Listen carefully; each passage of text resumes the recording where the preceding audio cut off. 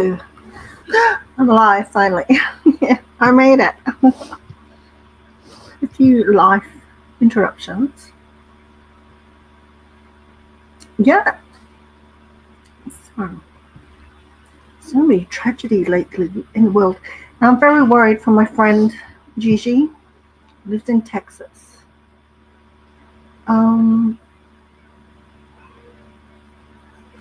God, I pray she's okay. Texas, of course, had all those awful floodings and the loss of lives of young girls from a summer camp, I believe. Isn't it an all-girls summer camp? I'm not sure. But I pray our darling Gigi is okay. So,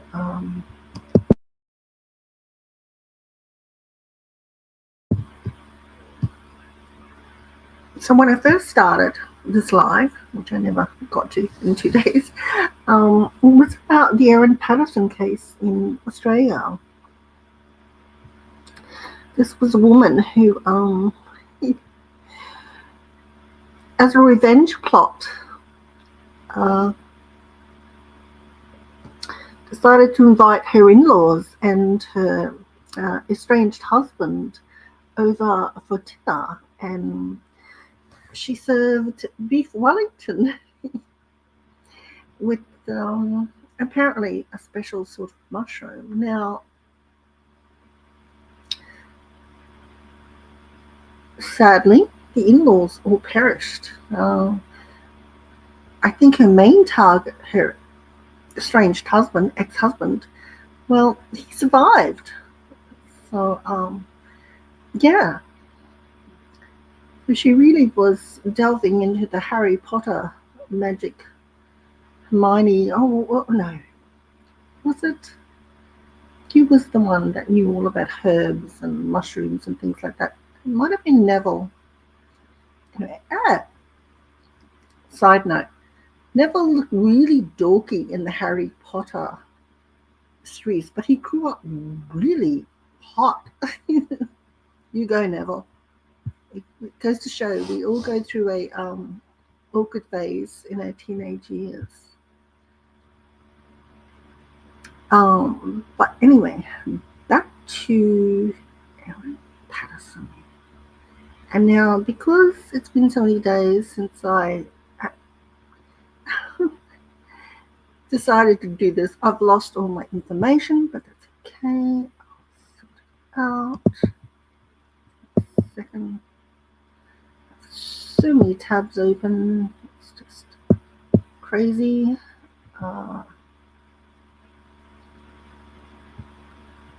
Are you, Aaron? I'll find you, Aaron.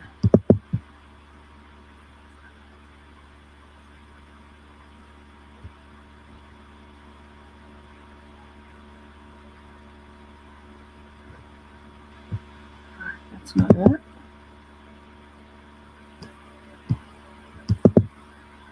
Either. Oh, okay. So Aaron used death cap mushrooms. And it was really a fateful lunch one day, one Saturday in July 2023. Yeah, she killed 3 people, left one in a coma for weeks.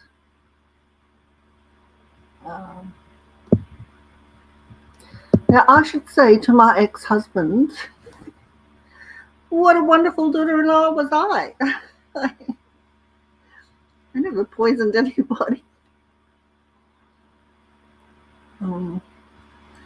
Apparently, she was a big fan of mushrooms. I don't know.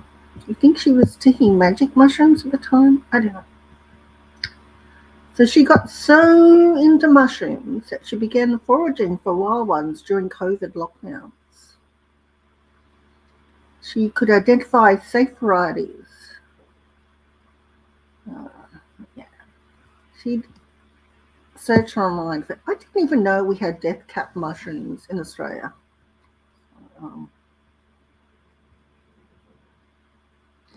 I mean, we all have strained relationships, don't we? But we don't figure to murder our in-laws.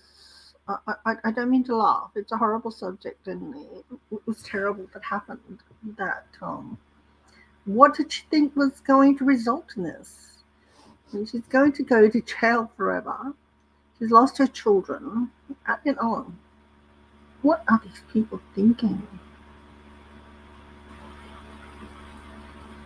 Apparently, her trigger was that he had listed himself as separated on a tax return, and she thought the change would affect their family tax benefit. But they had mutually agreed she would pursue child support payments. So, leading up to that, she tried to involve her in laws into the dispute over school fees, I believe, from the children. Um, which is really nothing to do with your in laws, is it? It's, um,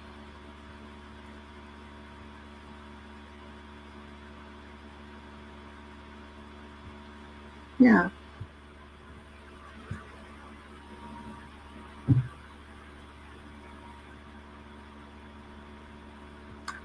So she'd been a fundamentalist atheist, Erin Patterson, when she met her future husband, a Christian, in 2004 while working at a Melbourne council.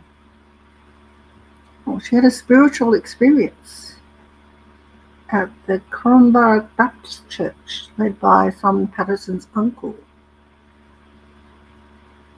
Oh, and the only surviving lunch victim, Wilkinson. Oh. Wow, she'd inherited $2 million from her grandmother 2 years later, and she used the money to buy properties and loan money to her husband's siblings. Oh, okay.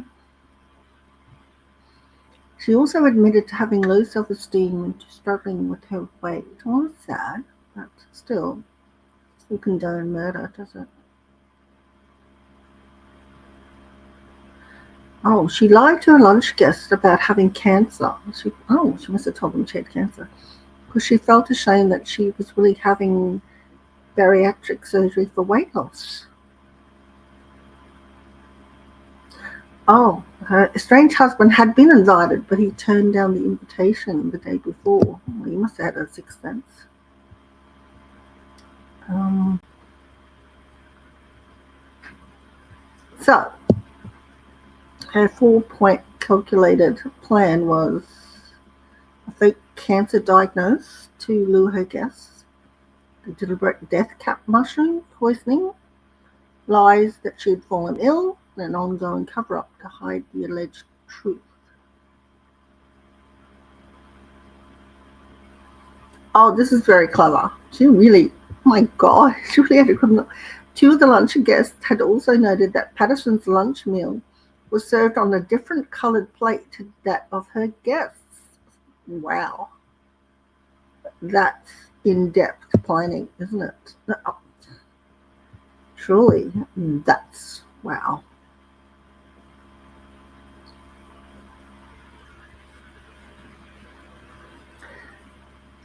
She gave inconsistent and vague accounts about where she got the mushrooms from. When the Department of Health was trying to get to the bottom of the source of the deadly fungi. Fungi. Fungi. Who knew the Mario brothers? They knew.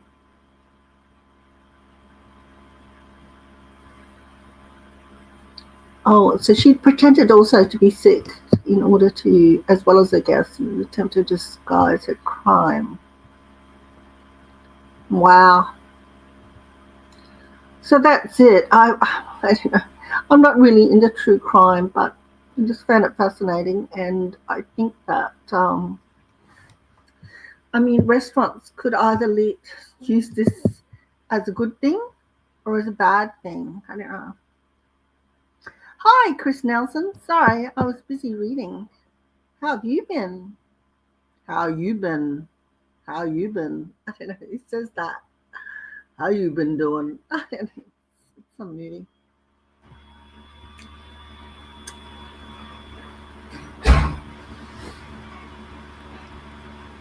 I was just talking about mushrooms. Not the good kind. I mean, I believe there is the good kind of mushrooms that can take them on that can take them on a magical mystery bus tour. But yeah, I don't know. I haven't come across them. I've been good. I'm good. I'm still alive. Hope you're okay. I think you're gone now. I'm sorry. I was busy reading all about the mushroom queen, but I've moved on from mushrooms. Though I do, I love eating mushrooms. I love mushrooms. I went through a phase when I would just buy the mushrooms from Woolies with a bit of red onion, a bit of garlic, and a bit of butter. Um, that would be my lunch. Sometimes I'd add an egg. I love mushrooms. And of course, not the poisonous sort, because apparently those poor people died an agonizing death. There was a doctor that described it.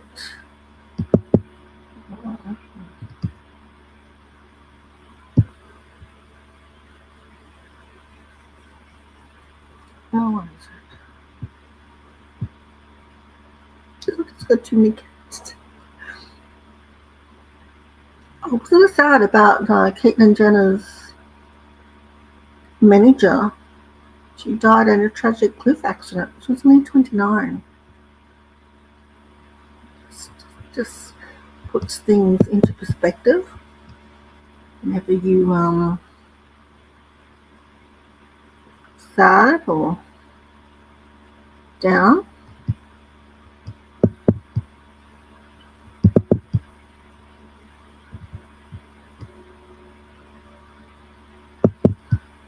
Right.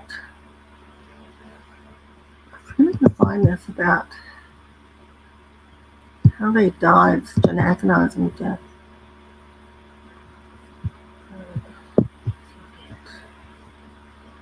Oh dear.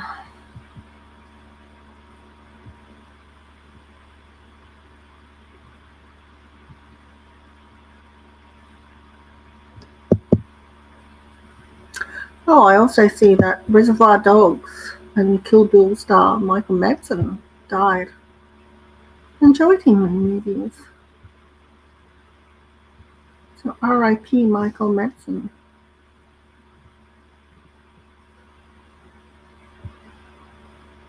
R.I.P.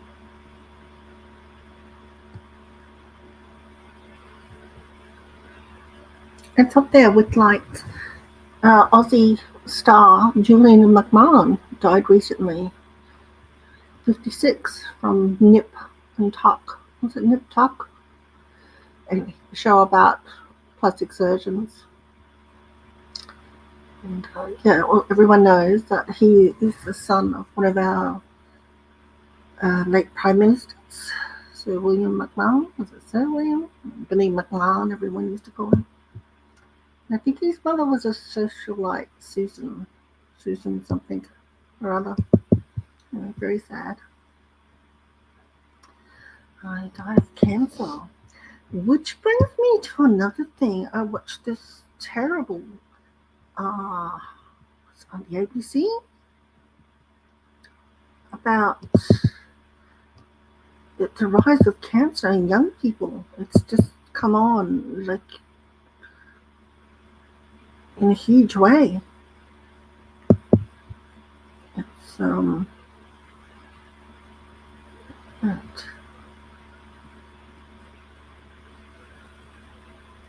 did have it. Of course I had it. You're gonna watch it. Let's find it.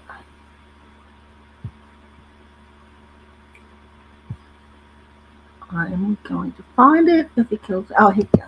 Oh.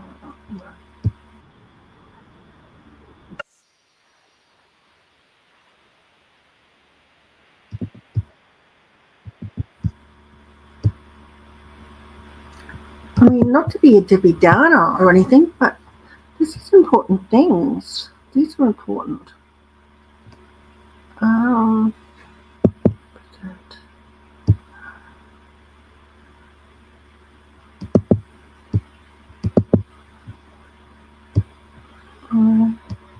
we go.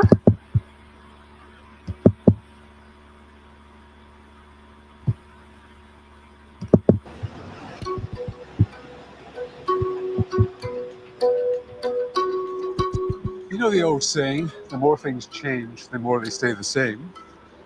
Well, in a very big way, that's no longer true. We're absorbing fine particulates from the air that go deep into our bloodstream. We're eating more ultra-processed foods that can mess with our gut bacteria and our immune system. We're stressed as never before about work, money, and the challenge of bringing up our kids. And we've discovered that products which were once the epitome of convenience may now harbour dangerous toxins.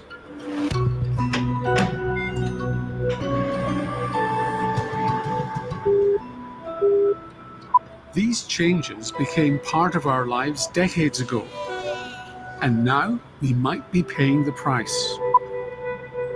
Young Australians, those in their 30s and 40s, are experiencing unprecedented and world-leading rates of cancer. Along with the other high-income countries, we have the highest rates of cancers in younger people.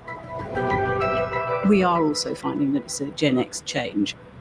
One of the big questions is why? I'm Gen X. Like, why me?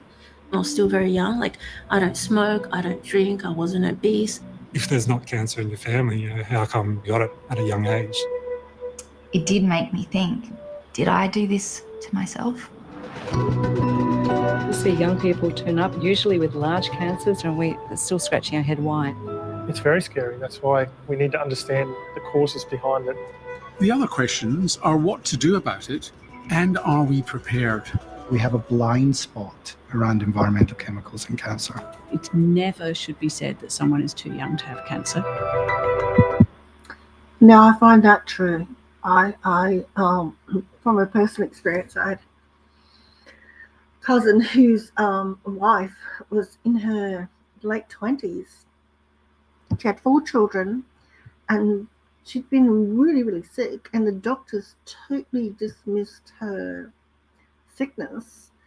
Anyway, finally they dismissed it as like a flu. She was depressed, she was this, she was that. And she finally found a doctor that did some deep research on her symptoms, and she was in late stage cancer. And she died a month later. It was really sad. She left 4 young children. It was tragic. So there you go.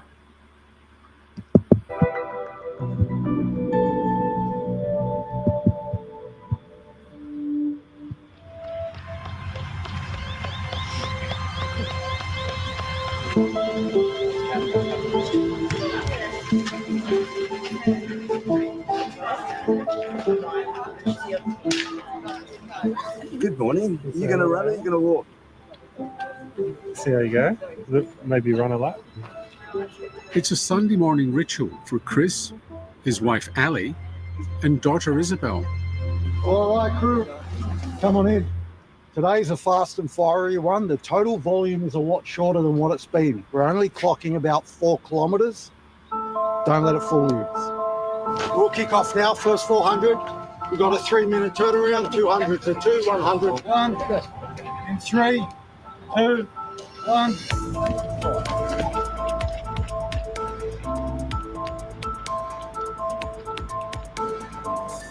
Chris is 41 years old.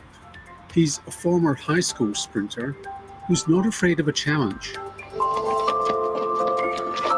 It's kind of accomplishment, but also relief. Get it done. It makes you feel better for getting up early. winter morning, it's dark. It's nice to see everyone down here, and we've all got a common goal of just kind of to better ourselves. Yeah, it's enjoyable once it's done. This is one of the last run clubs that Chris and Ali will be able to make for a while.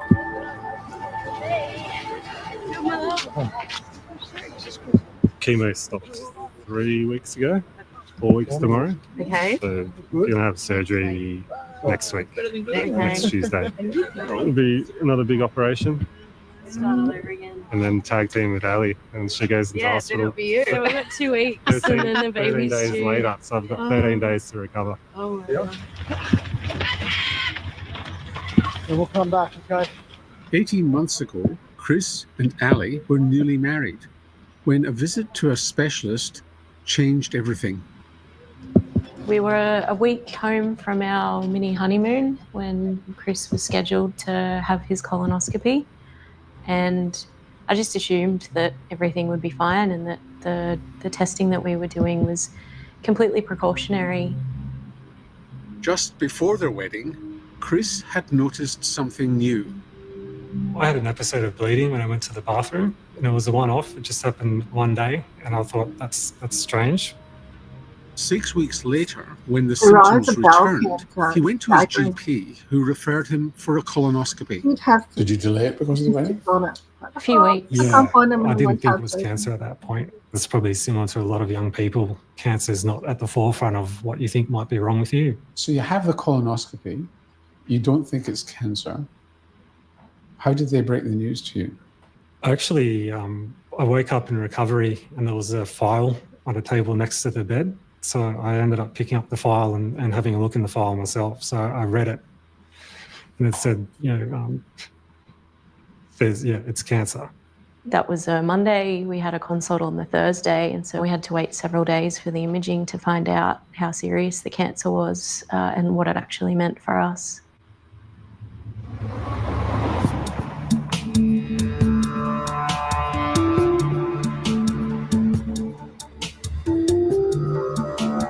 Chris was diagnosed with advanced bowel cancer, and he's far from alone. Since the year 2000, the rates in 30 to 39-year-olds have gone up by 173%. Yep. And when it comes to early onset bowel cancer, Australia leads the world. Here we measure different DNA targets. Associate Professor Dan Buchanan is trying to find out why. He's Why at the did he? forefront of research into bowel cancer in young people. The statistics across the countries that have been analysed show that Australia is leading the way. So it really is a case that we seem to be getting more It is early onset very bowel serious. cancer than the rest of the world. When Dan Buchanan looks at the DNA mutations in bowel tumours, he sees a generational change. So what we're seeing is in the youngest group of people that developed early onset colorectal cancer, we're seeing a much higher proportion that have a particular type of DNA damage pattern.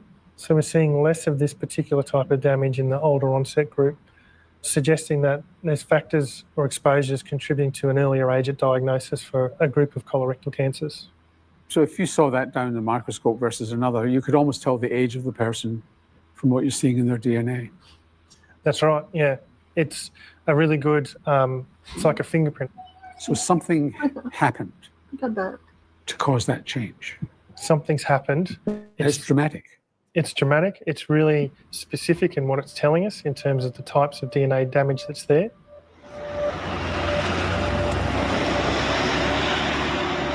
Colorectal cancer is in fact the canary in the coal mine.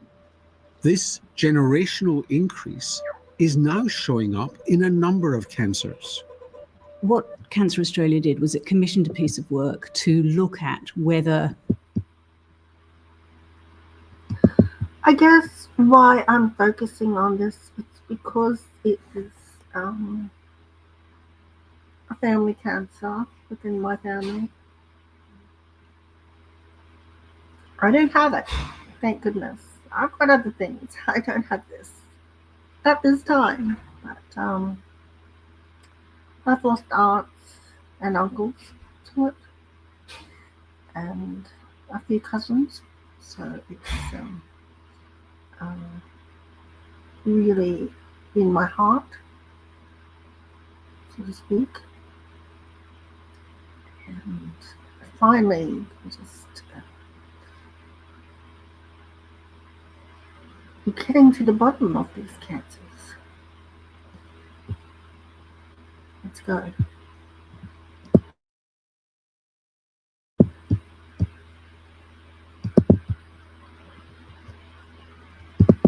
There really is an increase in cancers in younger people, and there are approximately 10 that have this increase to varying percentages. Since the year 2000, the data show remarkable increases in 30 to 39-year-olds, ranging from 4% in breast cancer right up to 500% in prostate cancer. Early onset kidney cancer has gone up by 85%. There's been a 150% increase in liver cancer and 200% in pancreatic cancer.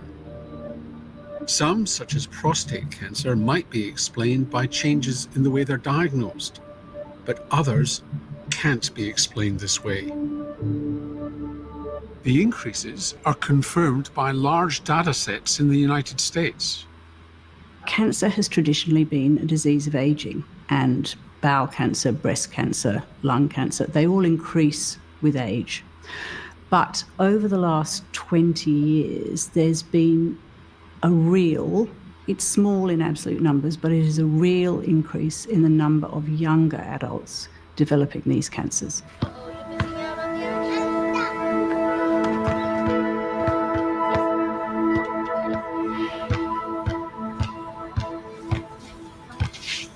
Fiona has another of the fast-rising early onset cancers, liver, also called hepatocellular carcinoma. I grew up in Macau. I came to Australia when I was about 7 years old, and then I studied accounting and finance at University of Macquarie. What were you trying to do there? Hey? And how did you two meet?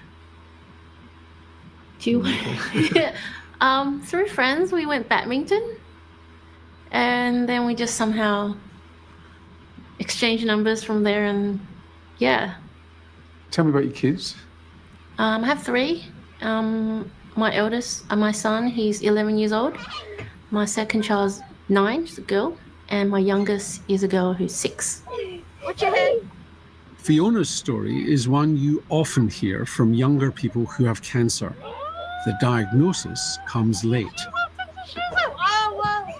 I started getting like itch all over my body, and we thought it might be an allergy. We did blood tests, everything, and everything came back normal. So we thought nothing of it until, 6 months later, we actually felt some pain in my abdominal area. The specialist on call at the ER was like, there's no need to worry, it's most likely it's not cancerous. By the time Fiona was formally diagnosed, the tumour in her liver was huge, and in the week between diagnosis and surgery, it ruptured. You straight away think, why me? What have I done? I don't smoke, I don't drink, I wasn't obese. I didn't have any of those symptoms. I was being healthy, I was living, trying to, do all the right things, and it still happens. And you don't think liver cancer would happen to someone who's like just turned 40. Fiona, Hi. how are you doing? Good, thank you. Good. How's your treatment gone today? Oh, just usual. Yeah? That tumour test is still in the 60s. Okay. So it's still abnormal, but it's not. Professor Simone Strasser is Fiona's specialist. Back in the day, this was a rare cancer. Feeling all right? Mm-hmm. It generally occurred a few hundred people a year, and they were mainly people with liver disease from alcohol. They were men, they were older. Now over 3,000 people a year are being diagnosed with primary liver cancer or hepatocellular cancer. And some of the young people we see who are slim, who don't drink alcohol, who don't have underlying liver disease, and we're still scratching our head why. first thought I had was, I'm not going to watch them grow up. I'm not going to. So, I mean, there you go. You just can't take a doctor's initial diagnosis. If you think that there's something seriously wrong with you, you go for it. When you're being discounted by medical professions because all of these symptoms are on the rise, you have a right to demand answers. So please, please, if you have any of these symptoms, please get a second diagnosis. Please, even a third or a fourth. Because medical people aren't infallible. They really aren't. And it's your life. All right. Back to school. Oh, darling lady. See them go to university, and it's not something you ever thought. You thought you get to grow old with your husband, you get to watch your kids grow up, and then suddenly that was something that could be taken away from you. It was Chinese New Year, and we had family dinner, like a whole family dinner, and we both said we shouldn't tell them yet, not today. Let us just celebrate Chinese New Year. Yeah, I remember calling my mum afterwards, and just bawled. Fiona's cancer journey has been stormy. Major surgery was followed by days in the ICU. Not long after, they discovered the cancer had already spread. We tried 2 different types of immunotherapy first, but they weren't effective. And now I'm on a clinical trial where I get infusions fortnightly at the hospital. It's keeping the cancer at bay, but it's not a cure. I remember holding back the tears so that my kids won't be as affected. I guess my biggest worry was back to how it will affect them. I just want them to know that it's not their fault.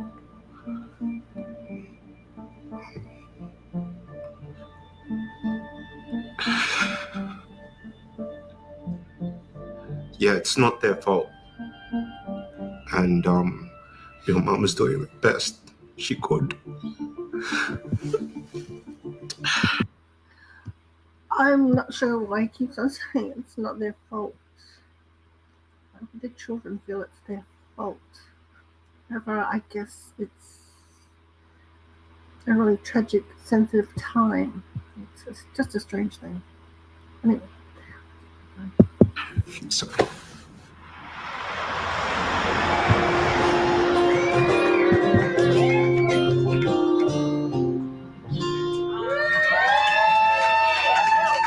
Thank you. Thanks for having me.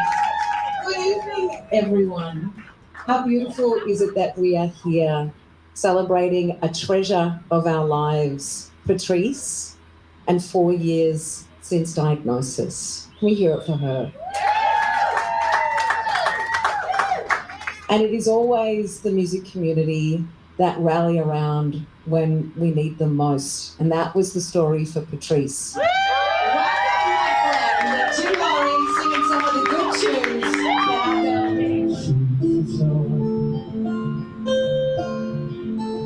That's what left is for. I'm Patrice. I am 45. I'm a mum of 2 kids. My youngest daughter Goldie is 11 and my eldest daughter Frankie is 17. And I'm a breast cancer survivor. I'd found the lump a few months beforehand, but I assumed that I was too young for cancer. It turned out to be 4 tumours that had joined together, covering the top half of my left breast, and it had spread into my lymph nodes. It was stage. Okay. Well, I guess if you're interested in that, it's on YouTube. It's ABC News In Depth. I'll try to put the link in later on. I'm just learning how to do that. But the ABC is an Australian broadcast service. It's very interesting about the rising cancers. I just found out recently that a beloved relative of mine, she was like, 10 years younger than me. Yeah, she's got a terminal cancer. So I just found it fascinating that it's on the rise in Australia, and that we have the fastest growing rise of cancers in the world. So, kind of staggering, really. Saying staggering, it's like my word of the day. All right, we'll just let's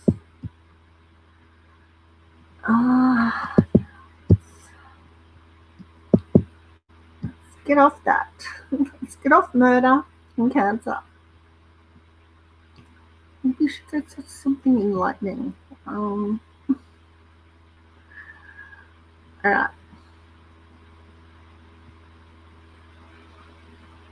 Oh. Okay.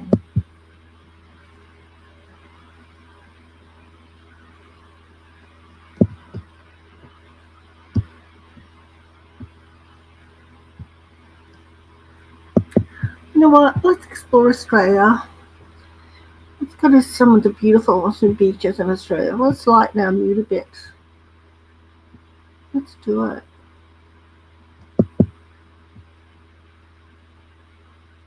Hang on.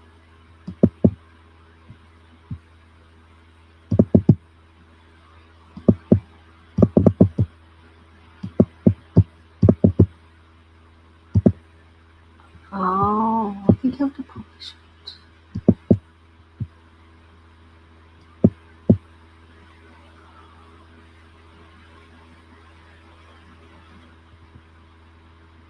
No.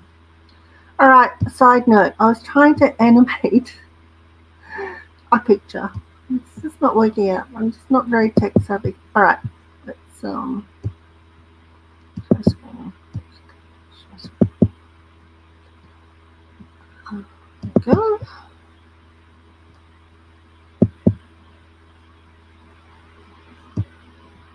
Okay. Here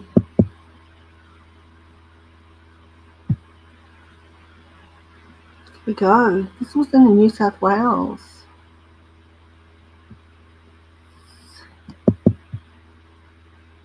Store Beach.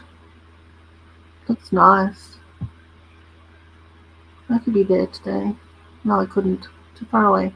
Right, let's go to the next one. Oh, no. No, what? Stop it. Let's do this. Oops. Tasmania. I love Tasmania. That was my dream. Retire on the plotted land I'd bought and sold. And raise a heap of goats. Make some goat's milk. Goat's soap. And things like that. And yeah. Have them all follow me around like I was their mother. And yeah. Maybe take in other animals. I don't know. Anyway. That dream has sailed on by. Anyway, I still love Tasmania. Beautiful country. So this is from Hobart. Love Hobart as well. Did Princess Mary meet, the Prince of Denmark in Tasmania? So I know he's a sailing guy. I can't remember. Well, he's either met her there or in Brisbane. I'm not sure. I think it was Tasmania. Because she's from Tasmania. So probably was Tasmania. Okay. Onwards and upwards. Emu Bay Beach, South Australia. Wow. Looks so very lovely. Just don't go out too far because South Australia has great white sharks. Just saying. Don't go too far.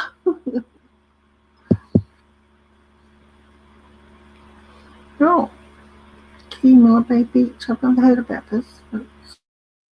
It's from Phillips Island, where all the penguins are. That's nice. It's a bit like a UK beach to me as well. Is it in Devon? Oh. Yeah, might be in Devon. No, can't remember. It might be in the Cornish countryside somewhere. Anyway. Oh, Tasmania again, Sisters Beach. Yes. Beautiful place. Absolutely beautiful. Obviously, so beautiful. Lots of people have been there. But you look over the Bass Strait. That's lovely. Oh, I've never been here. Blenheim Beach, New South Wales. Oh, so it's off Jervis Bay. Maybe Rhonda's been there. I don't know. I'll have to ask her.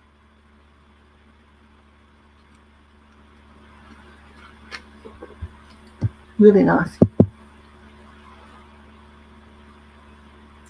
Well, well, well. How many times I've been to Alice Beach.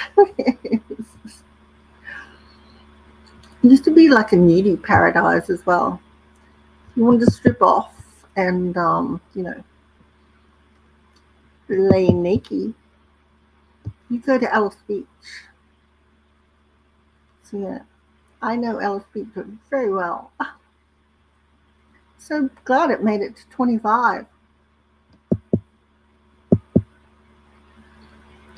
Corn Flat Beach. No, I don't know what this is. Looks lovely though.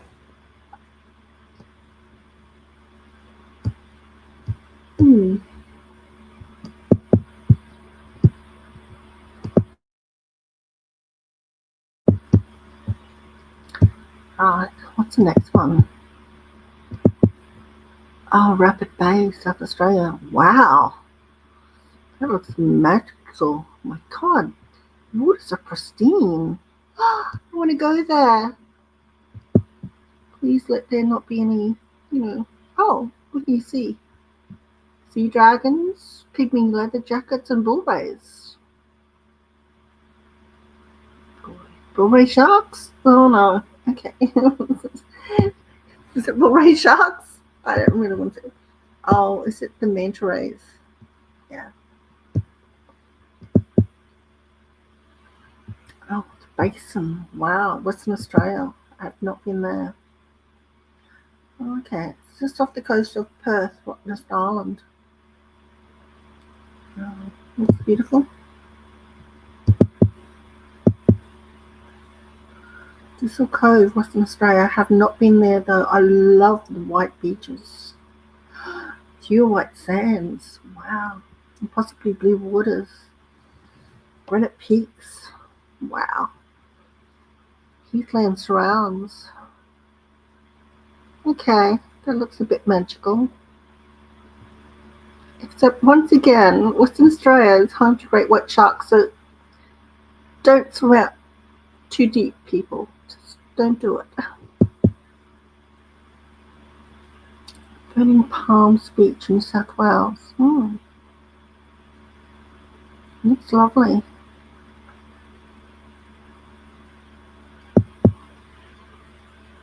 Childers Cove, Victoria. Okay, wow. Look at those cliffs, man.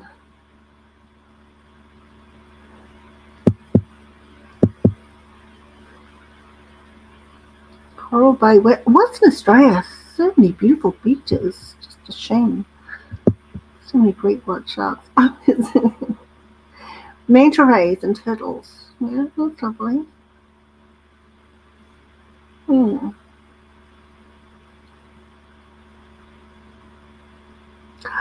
Oh, you can get there through Pioneer Naturalist Parks where kangaroos and emus roam. Wow. Cape Levique. That's in Australia. Oh my gosh, this is so stunning. Wow. Oh, it's to the north of Broome on the tip of the Dampier Peninsula. Yeah, okay, I know. Wow. That is stunning. No wonder the red stone, the red cliffs.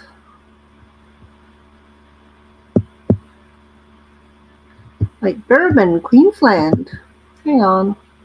Oh, I've been there. Yes.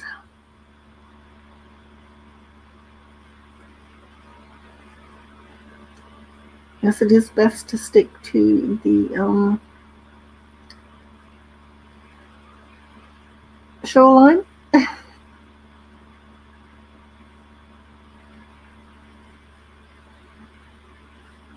But it does have some lovely swimming holes as well that are free of those animals. What do we call the animals? Vertebrae, I know.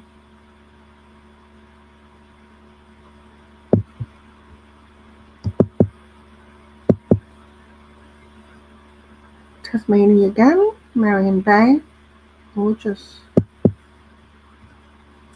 Western Australia, man, Western Australia just like competes with Queensland. Best beaches. Right. Perth is a beautiful place.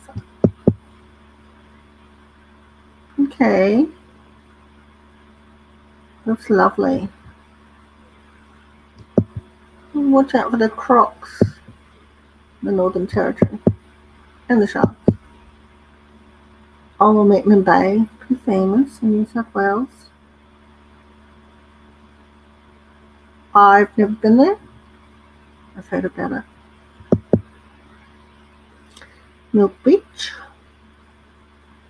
Once again, I've never been there, but it looks nice. Refuge Cove, Victoria. Wow, that looks nice. Oh, the only way. Oh, I love those places. Well, the only way in is by boat.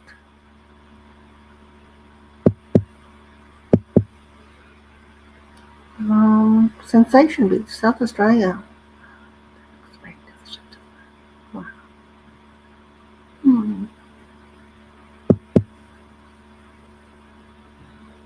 Victoria again. Bushrangers Bay. On the countdown now. Seals Rocks, New South Wales. That looks beautiful. I mean, they all look beautiful. What am I saying? East Woody Beach, Northern Charity. Yes. Been there.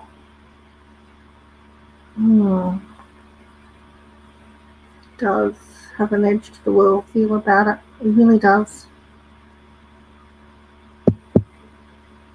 Broken Head Beach, New South Wales. No. Looks beautiful though. I'm surprised. No, Stripbrook Island hasn't made it. Sandra Bay.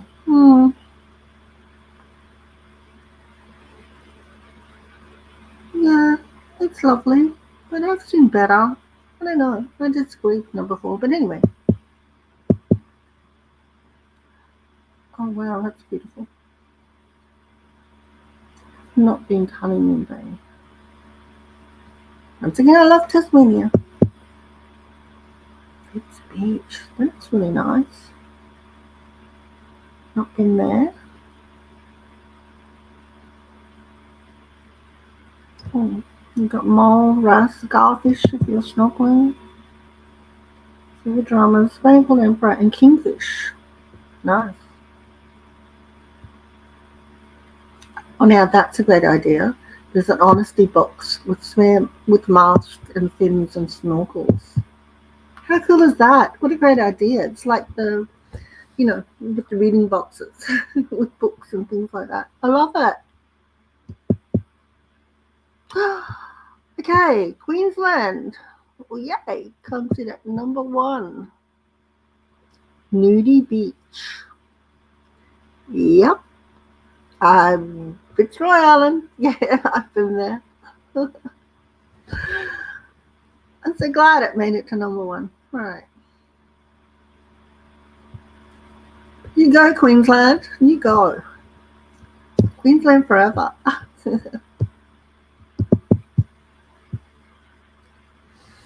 Okay. So, I'll stop sharing that screen. Stop screen. Okay. What else can I waffle on about today? Just sort of, once I got into the subject of,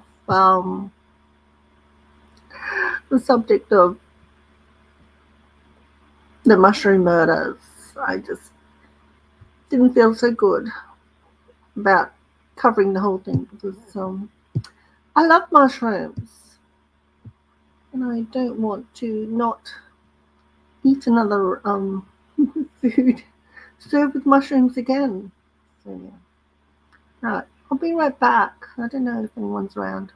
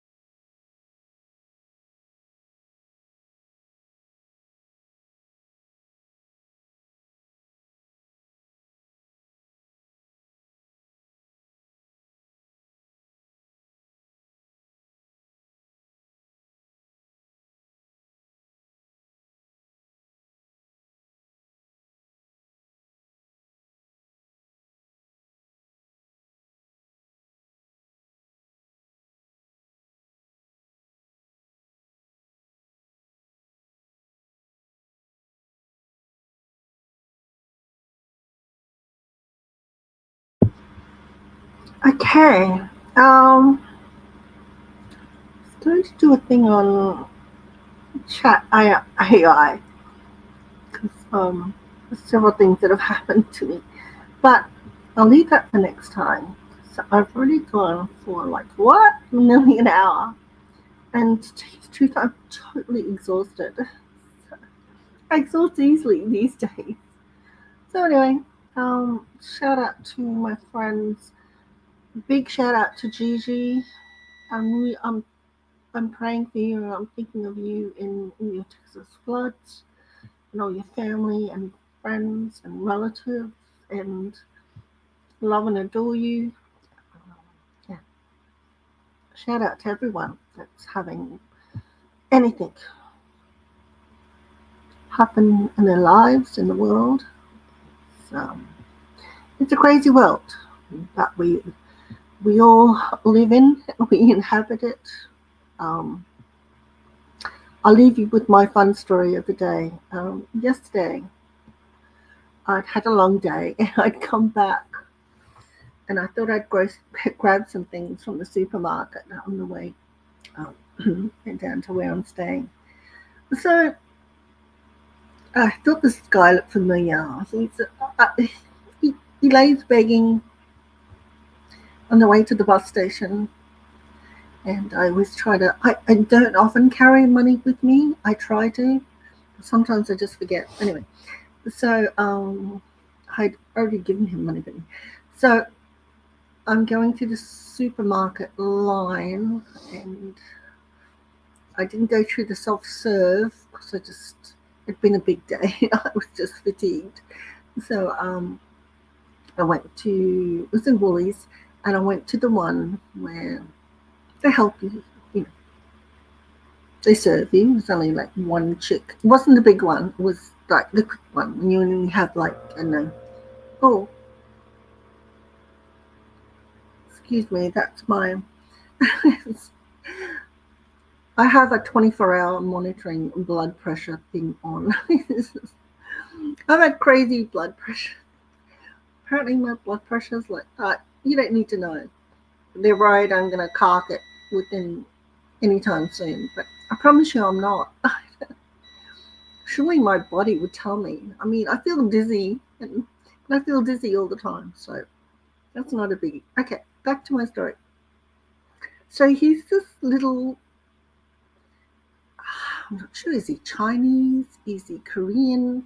He's this little old wizened man with grey hair, and he wears a beanie and a cap. And anyway, so he's ahead of me in the line, and I don't think he can speak English. Oh, wait. So the chick sort of said, oh, can you just, she couldn't understand what he's saying. She said, just go around to the other side of the counter, and she called over a young guy that was working the self-service area to help him. Now, of course, the young guy had less of a clue than she did. That's not the point of the story. Anyway, so I said to her, well, he just wants to buy groceries. Obviously, he needs to buy groceries. She said, yes. By this time, there was people. I mean, I would have done it anyway because, all right. So then he gets around the little old guy, who I think, I don't know, I have an affinity towards him because I've been binge watching so many Chinese dramas. I feel as if he's my zeitgeist. I feel as if this was meant to happen. Well, so he empties out all these coins, like from what I'd seen him begging in the streets. They were my $2 coins as well, and things like that I'd gotten. I felt so sad. Everyone was getting annoyed with him, and all he wanted was a large. Obviously, this is just what he lives off, which is really made me sad.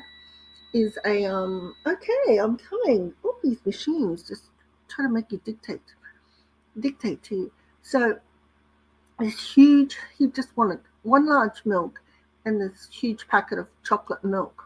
Obviously, that's what he lives off, And I said to the girl, well, I'll buy it. the man just wants to buy it. I'll buy it. So I bought it for him. And, yeah, no one else stepped up. I was always going to buy it for him. And he just, it broke my heart. That's all he wanted was a large milk.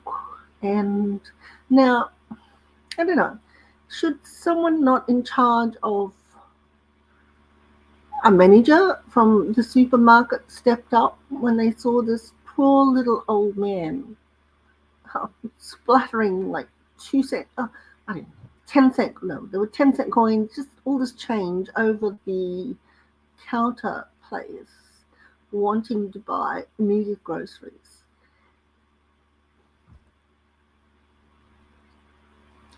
So, I'm to go back soon. Just that I'd had a big day myself and I was just about ready to collapse myself. But I paid for his groceries. But I'm going to go back now. I really want to go back and make sure he's nutritionally sound. Because it was just, I don't know, is he left out of the system? I'm not sure. I think we're all left out of the system to some point. I just feel so bad. Oh my goodness, this machine never stops going. All right. So, once again, a big shout out to my darling Gigi. I hope she's okay. I don't know. Life, nature, everything's crazy. Even the Epstein Files case is crazy, isn't it? Apparently nothing happened. However, we do know that Bridget McCrone is a man. I mean, that's okay. Why try to hide it? I mean, if you want to marry a man, marry a man. If you want to marry a turtle, marry a turtle. If you want to marry a rock, marry a rock. There's no need to hide it. Just be yourself. Be yourself. Genuine and you're true. Be yourself. Love who you want to love. Be who you want to be. I don't know. That's my philosophy in life. Right. I think I'm getting a little bit sensual. Alright, well, take care. And I'll talk to you soon. And hopefully I've been working on an AI thing to get my image to come to life, but it's not working out. So maybe I'm ahead of my time. Elon Musk, I need your help. Stop getting involved in Twitter, or what do you call it, X wars. Just come help me, a little nobody. Come help me sort out my AI issue. I do love, actually, I don't know if it'll work. I do love the AI description. I'll put it in the chat that it said of my photo. I really love it. I don't know. This guy is going to be too big. All right. Let's see. Here we go. I just think it was a beautiful description. So the scene features a young girl sitting on a sandy ground, surrounded by two playful black dogs. They were Daddy Droopy and his puppy. It was dark hair. I did back then. I did have dark hair. I was worried to check it outfit. Yes. I think I was playing my swimming dogs, seemingly engaged in interacting with one of the dogs by reaching out and petting it. The dogs, both appearing lively, seemed curious and eager, one dog leaning closer to the girl. Well, that was Daddy Droopy. And the other one was his puppy that followed him. He got it home, but I've already discussed that. Well, the other appears to be standing slightly apart. The ground is covered in sand, and the dappled shadows from nearby trees create a playful atmosphere. This idyllic moment conveys a sense of innocence and joy as the girl interacts with her canine companions. Isn't that a lovely description? Honestly, I think I can write well, but there's no way I could have written that. That is just beautiful. Anyway, all right. Ciao. Stay safe out there. Be good to yourself. Be good to your pets. Be good to your family. Be good to everyone. Be good to little old Chinese Korean men begging on the street. May lead to greater things. Bye.